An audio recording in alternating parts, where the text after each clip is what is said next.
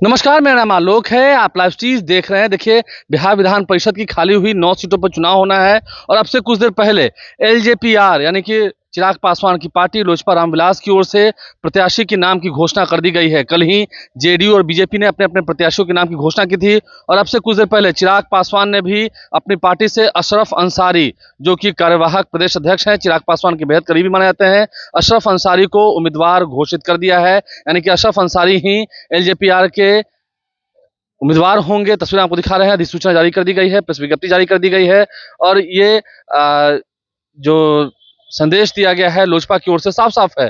देखिए, मुस्लिम चेहरे को आगे किया गया है, अल्पसंख्यक समाज से आने वाले अशरफ अंसारी को आगे किया गया है। लंबे समय से लोजपा में हैं। रामविलास पासवान जब से थे उस वक्त से ही लोजपा के साथ रहे, चिराग पासवान के करीबी माने जाते हैं और इन बातों का कयास हम लगा रहे थे, इन बातों के कयास लगाए जा रहे थे। अशरफ अंसारी को ही एमएलसी का उम्मीदवार बनाया गया है लोजपा रामविलास की ओर से। तस्वीरें आपको दिखा रहे हैं। चिराग पासवान का यह बड़ा फैसला। देखिए, अब से कुछ देर पहले ये जो तस्वीर आपको दिखा रहे हैं, ये जो विज्ञप्ति दिखा रहे हैं आपको एलजेपीआर की ओर से जारी। आपको बता दें, कल देर रात तक इस पर मंथन का दौर चला है और उसके बाद फिर जब चिराग पासवान ने अंतिम निर्णय ले लिया, समझ सकते हैं। देखिए, कई सारे नाम हैं। अब एनडीए ने लगभग अपने प्रत्याशियों के नाम की घोषणा कर दी है। अब जहां तक बात है दीपक प्रकाश की, अगर दीपक प्रकाश बिहार विधान परिषद नहीं जा रहे हैं तो फिर आगे क्या होगा, क्योंकि अभी तो वो बिहार सरकार में मंत्री भी हैं, पंचायती राज विभाग के मंत्री हैं। आगे क्या होना है अब आरजेडी की ओर से देखना होगा, क्योंकि तेजस्वी यादव फिलहाल दिल्ली में है। अभी तो उन्होंने अपनी सुरक्षा लौटा दी है।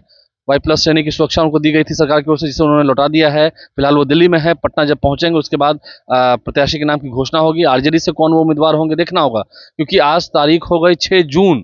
2 दिन और शेष है नॉमिनेशन के लिए, 7 और 8। तो ऐसे में एनडीए के प्रत्याशी की घोषणा हो चुकी है।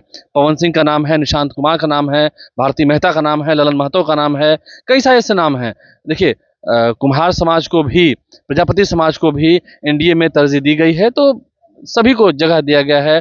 और जहां तक बात है, देखिए, एनडीए में एक बात होती थी कि अल्पसंख्यक समाज को जगह नहीं दी जाती थी, तो चिराग पासवान ने यह भी चाल चल दी है। चिराग पासवान ने अपना ये भी कार्ड खेल दिया है। चिराग पासवान की पार्टी से अशरफ अंसारी को उम्मीदवार बनाया गया है और उनका लगभग एमएलसी बनना तय माना जा रहा है। कई सारे नामों की चर्चा थी, लेकिन नहीं, अशरफ अंसारी ने इस बार अपनी जीत सुनिश्चित की। मतलब नेता के दिल में जो भरोसा था उस पर वो खड़े उतरे और अशरफ अंसारी को लोजपा रामविलास का प्रत्याशी बनाया गया है। तस्वीरें आपको तमाम दिखा रहे हैं। अब देखिए, एनडीए नेताओं की ओर से नॉमिनेशंस किए जाएंगे। जिन नेताओं को उम्मीदवार बनाया गया है, चाहे जेडीयू की ओर से हो, बीजेपी की ओर से हो, एलजेपीआर की ओर से, लेकिन देखना होगा अब आरएलएम का क्या होता है। उपेंद्र कुशवाहा की पार्टी की ओर से क्या निर्णय लिया जाता है कल, क्योंकि उनके प्रदेश कार्यकारिणी की बैठक भी होनी है पटना के रविंद्र भवन में, जहां पर प्रदेश अध्यक्ष का निर्वाचन भी होना है। तो अब देखना होगा, सबकी निगाहें आरएलएम पर है।